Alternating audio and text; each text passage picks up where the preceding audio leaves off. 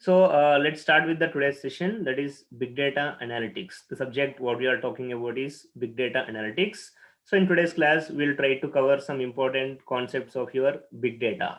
So upon completion upon this course, what is that you're actually achieving? Why should you learn all these things? So you need to have some outcomes upon completion of your unit one and all these 5 units, whatever we have discussed previously about your syllabus, you will be in a position to complete, or you will be in a position to understand the concepts of your big data. And later you'll be trying to do some real-time projects related to your big data. So let's talk about what are the outcomes you'll be achieving according to your unit wise. So initially, as I said, in unit one you'll be having the basic concepts of your big data.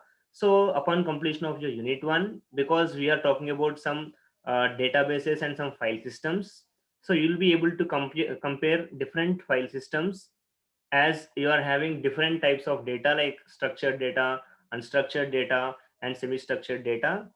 You need to have some understanding like for which type of data what is the tool I need to use. Do I need to use rdbms?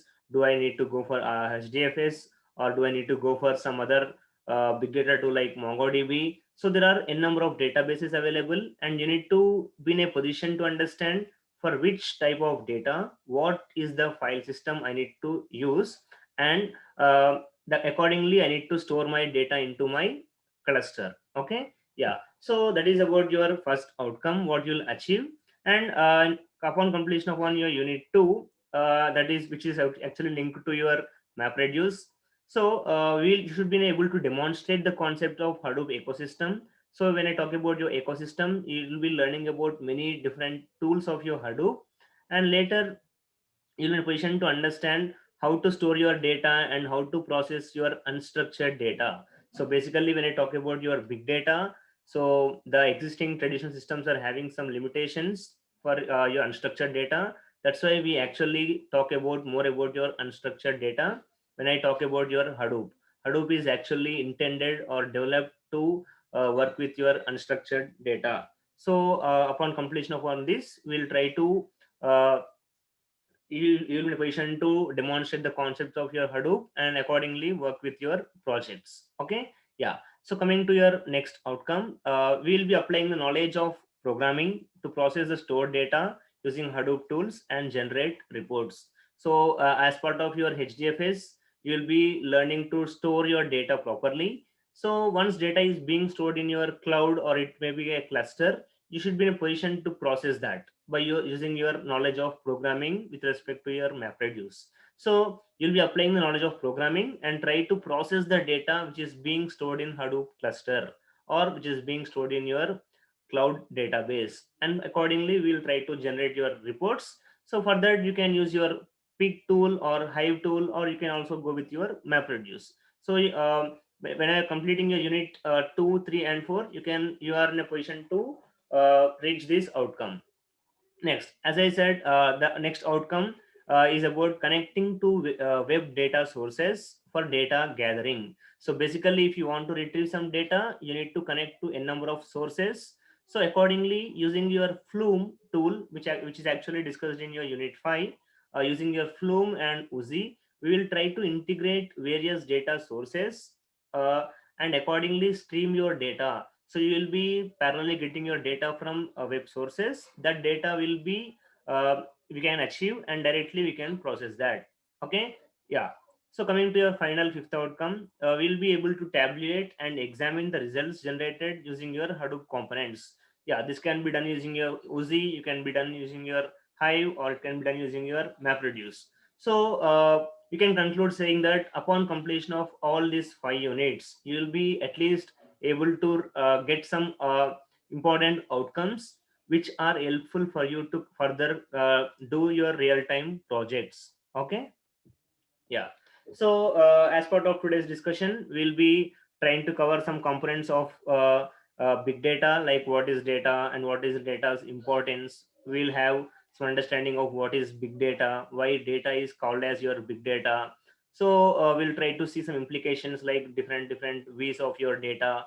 So later we'll try to understand the concept of your Hadoop, and we'll try to go deep into your Hadoop components using your Hadoop ecosystem. That's actually today's agenda. Okay, so this is one important announcement which already many of us know, but yet again I want to make it clear. Like, so our college is actually MLRIT is equipped with Hadoop cluster, which is actually the only place where you can work with some real time projects apart from industries. So basically, Hadoop cluster environment is actually uh, equipped basically in your MNC organizations. So universities and colleges basically doesn't don't try to invest lot on such type of things, but we should thank our management that they have put efforts to give us services with respect to your Hadoop cluster. So there is a Hadoop cluster with 9 nodes in our college, wherein all the projects whatever you are going to do in your final year, these all concepts can be will be deployed using your Hadoop cluster only. Okay, so in our lab, the lab sessions, whatever you're going to deal in the upcoming months, these are already will be actually connected to Hadoop cluster, and we'll be trying to have our own accounts, and finally we will try to deploy your projects and do your practice programs also in your Hadoop cluster. Okay, so you need to actually use your services of your Hadoop cluster properly, and finally we should be able to do some projects. That's the reason only in MLRIT we are trying to do some real-time hands-on projects with respect to your big data. Okay, so this is the service, or we can say facility, what you're having purely with respect to your uh, big data, and I hope you will be utilizing this opportunity well. So regarding your connecting to your cluster and using services of your cluster, so I'll be single point of contact. You can anytime call me, or you can anytime uh, contact me, and I'll be giving you access to your Hadoop cluster. Okay, yeah.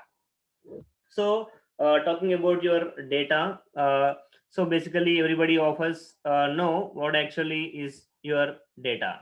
So can anybody give responses through your chat, like what is data in your understanding? So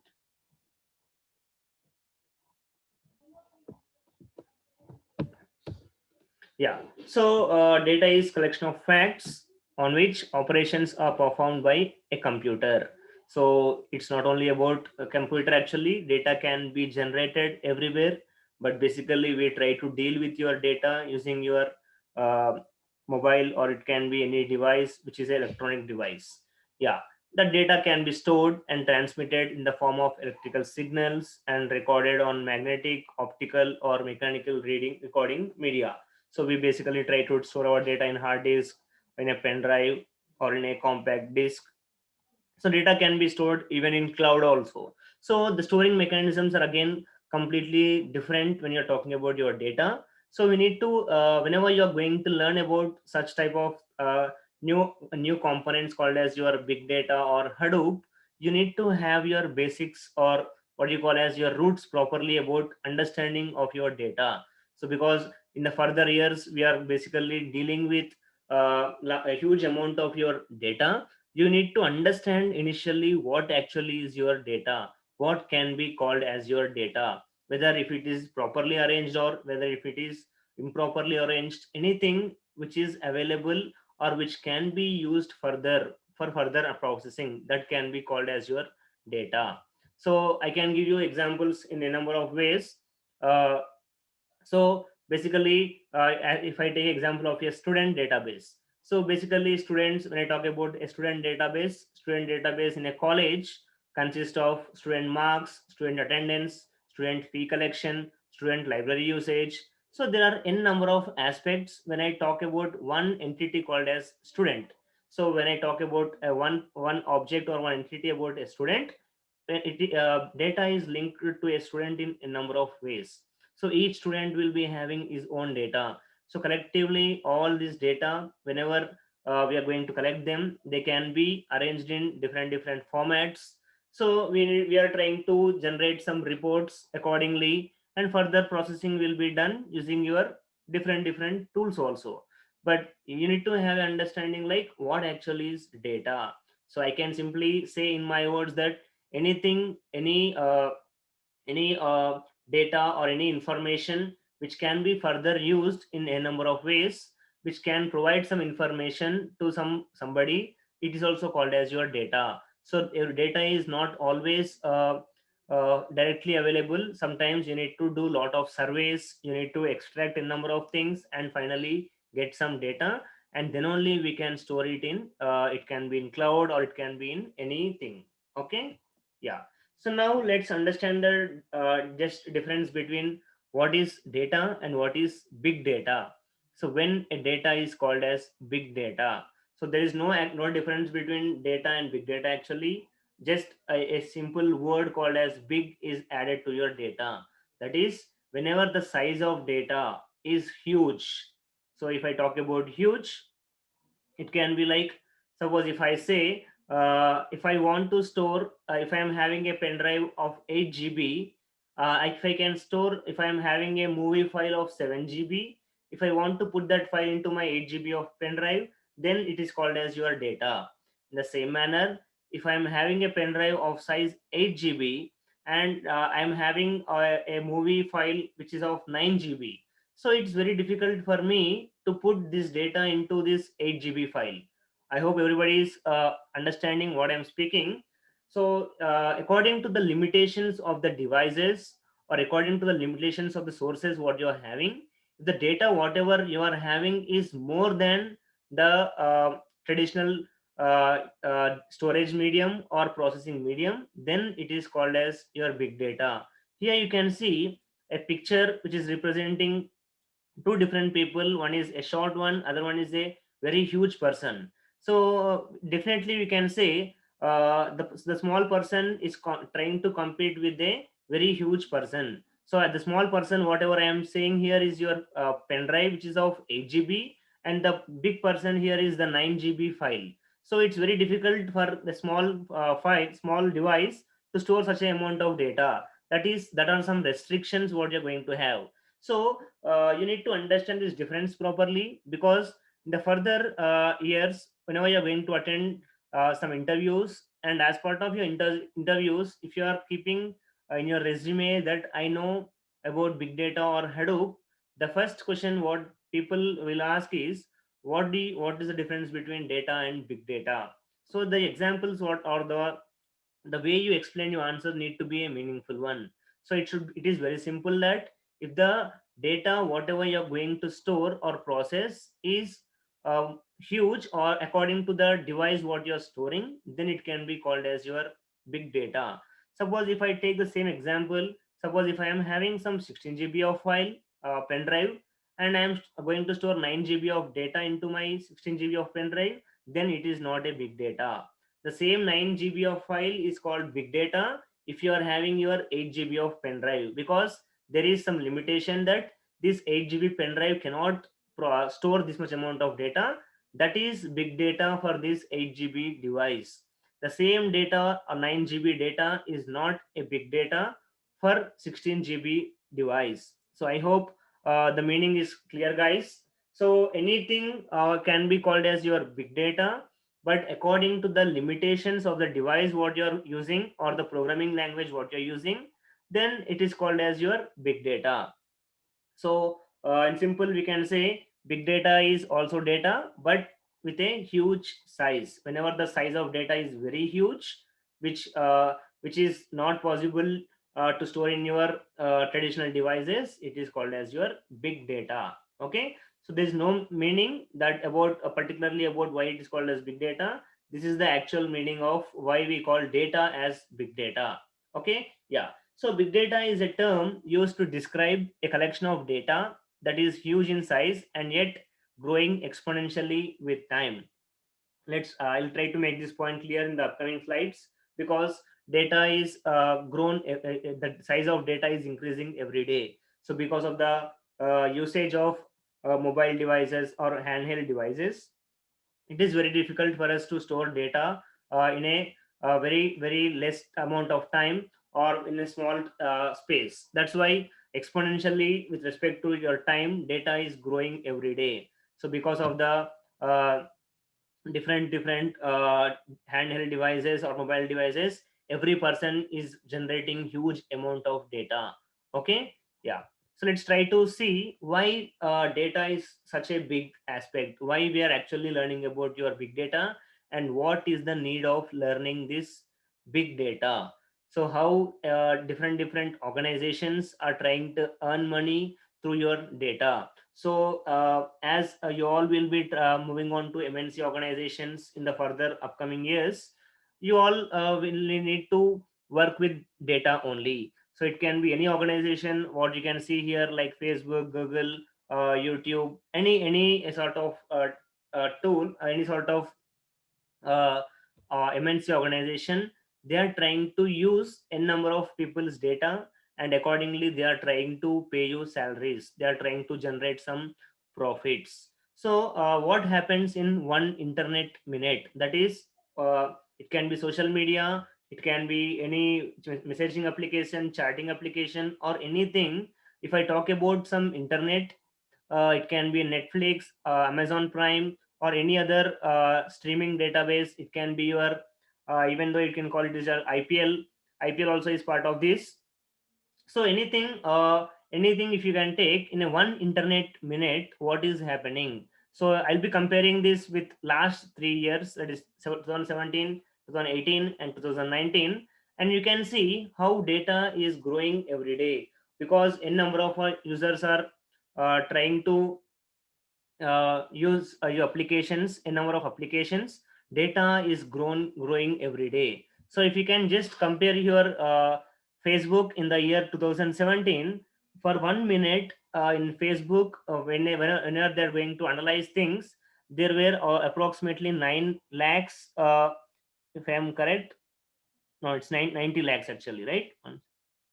Yeah. So this many logins are there in 2017. Just compare your Facebook with your next academic year. So you can see there's a drastic change of 73,000 logins have been increased. So in 1 year of span, this many users were part of your Facebook. So in every 1 minute, this many people will try to log in and log out, and they're trying to use your Facebook. So now let's see the same thing with respect to 2019. Yeah. So in 2019, you can see here it's almost 1 million. So I think the size is very small here, but you can see the Facebook is representing 1 million logins in 1 minute. So from 2017 to 18 to 19, you can see how many people are using your Facebook. The same manner, you can compare your Netflix. So in 2017, for every 70,000 hours watched. So in every 1 minute, people are trying to log into your Netflix. That is 70,000 2017. And coming to your 2018, it is 2 lakhs 66,000 hours watched. So let's talk about 2019. It is 6 lakhs 94,000. So you can see how Netflix is able to get into profits year by year. People are trying to get digitalized every year. Now, because of this pandemic situation, everything is online only now. People are very rarely going on for colleges, or it can be industries. Everything is online now. So now you can expect in 2020 how what is the change. So if I talk about Netflix, because due to this lockdown everybody were at home, so this 6 lakhs 94,000 can move on to even 8 lakhs or 10 lakhs also. That's how Netflix will be benefiting. It's not only about one or two organizations, guys. There are only different approximately 10 to 12 things listed here, but every industry will rely on your data. So as a computer science engineer, it's not only that you're trying to use applications developed by somebody. We in future might develop some applications, and we also will be in a position to improve your sales or properties. So we need to be in a position to handle such type of things. You should be in very clear situation to say why things are being changed. Okay. So these are again some more examples of your big data. So it's not only about your social media or internet things. So if I talk about your stock exchange, the national New York Stock Exchange or National Stock Exchange, whatever it is, it generates 1 terabyte of new trade data per day. So if it is, so previously we have seen in 1 minute of time what is happening. Suppose compare, just take example of your YouTube. So in YouTube, 4.1 million videos are watched in every minute. So what about one day? If I completely take about one day, how many users are logging into YouTube, how many videos are being watched, how many videos are being uploaded. So these all things, if you are trying to analyze, you'll be having a clear understanding like what actually is happening around us. So we are actually equipped with lot of amounts of data, and that data need to be analyzed. That is the role of a software engineer or data analyst in your upcoming years. That's the reason big data is now a growing field in computer science engineering, and people are trying to grab huge amount of salaries with respect to your big data. That's the reason we are trying to make you all understand about your big data projects, and later that will be helpful for your placements also.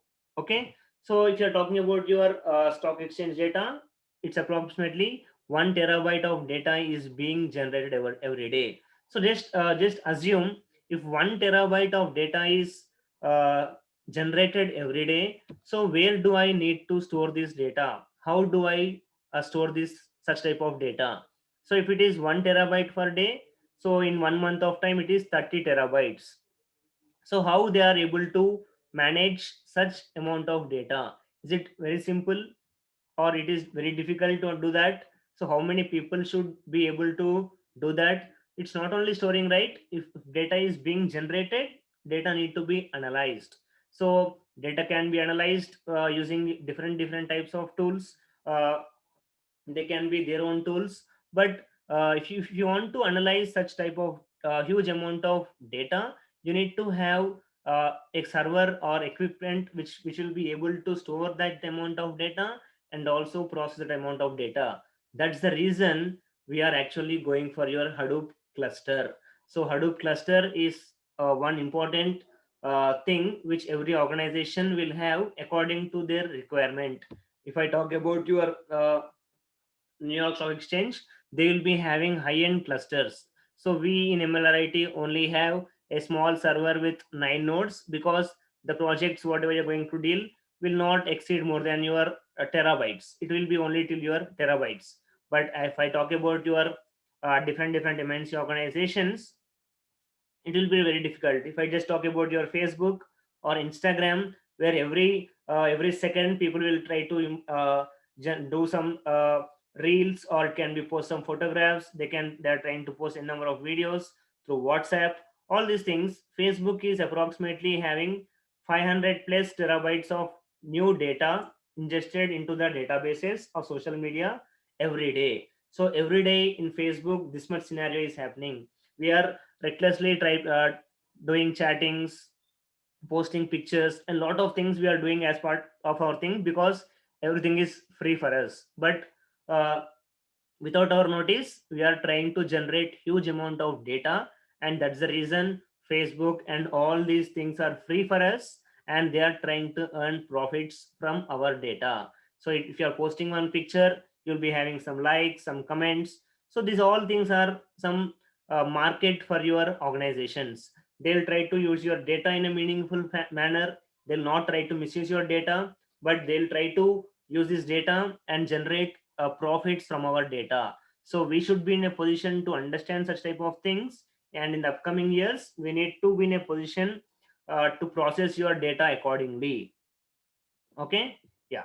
So talking about different types of data, so as I said, data will be classified into three types: structured, unstructured, and semi-structured.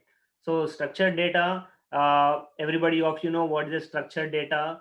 The data whatever you are having with respect to your rows and columns in your RDBMS is called as your structured data. But is data extracted from different websites, is whether it is structured or unstructured? If it is unstructured, how it need to be converted into structured data? So what is that we need to do if you want to convert your data from unstructured to your structured? That is what you will learn as part of your syllabus of your big data. Okay, yeah. So keep this in your mind whenever we are talking about your data. Data is basically about three types of data: structured, unstructured, and semi-structured. So as we already learned about structured data through your RDBMS, now we basically try to concentrate more on your unstructured and semi-structured data. Okay, yeah. So this is the example for your structured data, that is structured big data. If you are having a row and a column with different in the first column, you can see employee ID. It is representing the structure of your first column, that is it can be a numerical aspect. If you are going for second column, it is employee name, which is a character or a group of, it's a string, right? The same manner, gender, it's male or female, a boolean thing. Like the same manner, there is some structure in your RDBMS. That's why whenever you are having data well arranged, which can be stored, accessed, and processed in the form of a fixed format, then it is called as your structured data. So what is your unstructured data?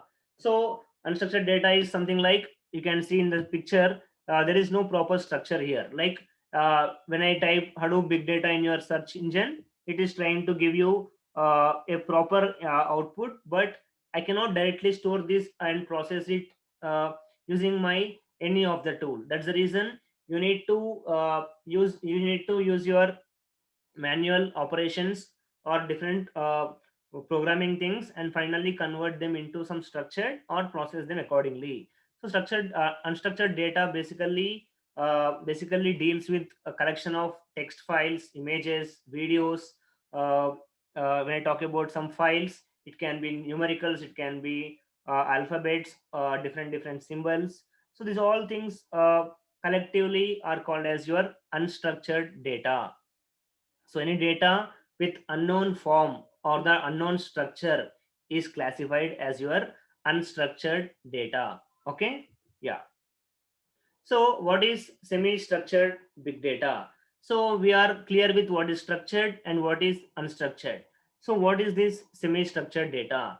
If a file or if a text file consists of data which is having some structure, but the components involved that are not properly arranged, then it is called as your semi-structured data. The best example what we can give for semi-structured data is your XML data, extensive markup language data, where you'll be having your uh, tags, and you'll be having data stored in that.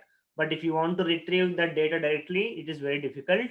So it is called as your semi-structured data, which contain both forms of your data, that is structured as well as unstructured data. Okay, yeah. So so if I want to classify about your data in the upcoming things, so we actually talk about your different v's of your data, that is big data. So whenever somebody asks you about what do you know about big data, so the answer is big data will be having different v's, that is 3 v's of big data, 4 v's, 5 v's. As of now there are 17 v's of your big data. So v is the common thing, like it can be volume, it can be variety, it can be velocity or veracity. These are all things we will try to learn in the next sessions. Yeah. So I just want to give you a glance of what are these 3 v's of your big data. So basically we are talking about big data, which is actually huge amount of data. So because the volume of data is huge, we call it as the first v as your volume, that is the huge amount of data is called as your volume. So because I'm having huge amount of volume, it can be gbs, mbs, terabytes, petabytes. There are different ways of storing your data. So thus storing this much amount of time with respect to your 3 v's of big data, that is you called as your volume. And next we talk about variety of data. Variety is again structured, unstructured, and semi-structured data. It will actually be equipped with images, files, videos. Likewise n number of things are part of your variety of your data. And next, velocity is nothing but fast moving data. The general meaning of velocity is the fastness, right? Similarly, the streaming data, if I talk about IPL, there will be a number of tweets going on in Twitter, hashtag Twitter, right? So you'll be having tweet count. So if you want to analyze such type of streaming data, it is called as your velocity of data. So it can be your online data or offline data. It gets called as your streaming data. So we'll try to learn about these concepts in your upcoming sessions. Okay.